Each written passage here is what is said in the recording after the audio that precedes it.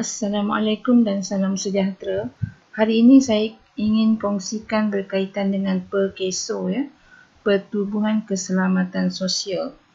PKSO ini merupakan salah satu lagi caruman yang wajib dicarumkan oleh majikan bagi pihak kaki tangan dan juga caruman daripada majikan. Tujuan PKSO ini ditubuhkan adalah untuk menyediakan bantuan dari segi perubatan dan keuangan kepada pekerja yang kebolehan mereka dikurangkan akibat kemalangan ataupun penyakit. Mereka juga memberikan bantuan kepada ahli tanggungan pekerja sekiranya kematian berlaku melalui pencen kepada mereka. Jadi faedah-faedah di bawah PKSO ini, di bawah skim ini terbahagi kepada dua. Pertama adalah skim bencana pekerjaan dan kedua skim keilatan. Skim bencana pekerjaan adalah memberi perlindungan kepada pekerja yang mengalami kecederaan semasa bekerja. Jadi ada dua skim, satu berkaitan dengan bencana pekerjaan dan satu lagi skim keilatan. Skim bencana pekerjaan adalah melindungi pekerja yang mengalami kecederaan semasa bekerja.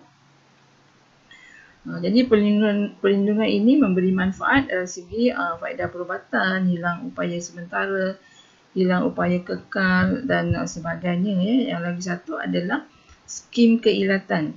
Skim keilatan ini melindungi pekerja yang hilang upaya ataupun meninggal dunia atas sebab yang tidak mempunyai kaitan dengan pekerjaan mereka. Jadi ini adalah dua skim yang ditawarkan oleh pihak PKSO. Jadi berkaitan dengan skim ini adalah menjadi tanggungjawab majikan untuk mencarumkan bagi pihak anda dan juga caruman daripada majikan. Walau bagaimanapun pada tahun 2015 skim ini dimanfaatkan juga kepada pekerja yang bekerja sendiri di mana di bawah perlindungan PKSO pada tahun 2015 pekerja yang bekerja sendiri juga layak untuk mencarum dan dilindungi di bawah PKSO. Jadi jika kita tanya adakah PKSO ini wajib ya, sumbangan PKSO ini adalah wajib bagi semua pekerja Malaysia yang berpendapatan kurang dari RM3,000 sebulan. Jadi sumbangan tidak wajib manakala sumbangan tersebut tidak wajib bagi mereka yang berpendapatan RM3,000 ke atas. Walau bagaimanapun PKSO menggunakan prinsip sekali sertai sentiasa ahli. Jadi kepada ahli-ahli yang telah menyumbang kepada PKSO akan terus menjadi ahlinya walaupun gajinya telah melepasi RM3,000. Jadi berapakah sumbangan PKSO anda kalau kita ada soalan macam ni? Ia tertakluk kepada kategori di mana pekerja itu mencarum, tertakluk kepada kategori mana yang anda mencarum bagi pihak anda jika anda bekerja sendiri. Jadi yang pertama adalah berkaitan dengan dua perkara. Satu, skim bencana pekerjaan dan skim keilatan. Dua perkara maksudnya bencana yang yang melindungi anda ketika melindungi anda sekiranya bencana berlaku ketika anda bekerja. Yang skim yang kedua ini, skim keilatan adalah skim yang melindungi anda jika berlaku kemalangan atau kematian ketika tidak dalam masa bekerja. Jadi semua pekerja yang belum mencapai 60 tahun mestilah dicarumkan di bawah kategori ini, wajib jenis pertama. Jadi sumbangan anda hanyalah 0.5% sahaja share daripada gaji bulanan anda sebagai pekerja.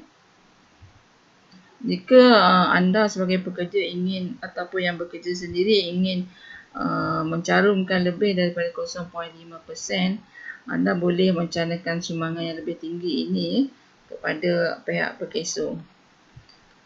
Jadi jenis yang kedua pula adalah skim bencana pekerjaan sahaja tanpa keilatan. Jadi skim bencana pekerjaan ini adalah perlindungan yang diberikan kepada bencana yang berlaku ketika masa bekerja. Jadi skim ini tertakluk kepada pekerja yang berumur lebih daripada 60 tahun ya dan masih bekerja ya.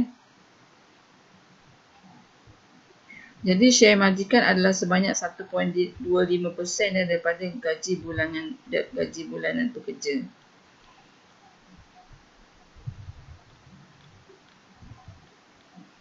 Okey, saya dapatkan maklumat ini daripada alunstreet.com.my ya. Jadi kita beralih kepada website Perkeso ya. Anda boleh klik sahaja di bahagian menu-menu mereka ya.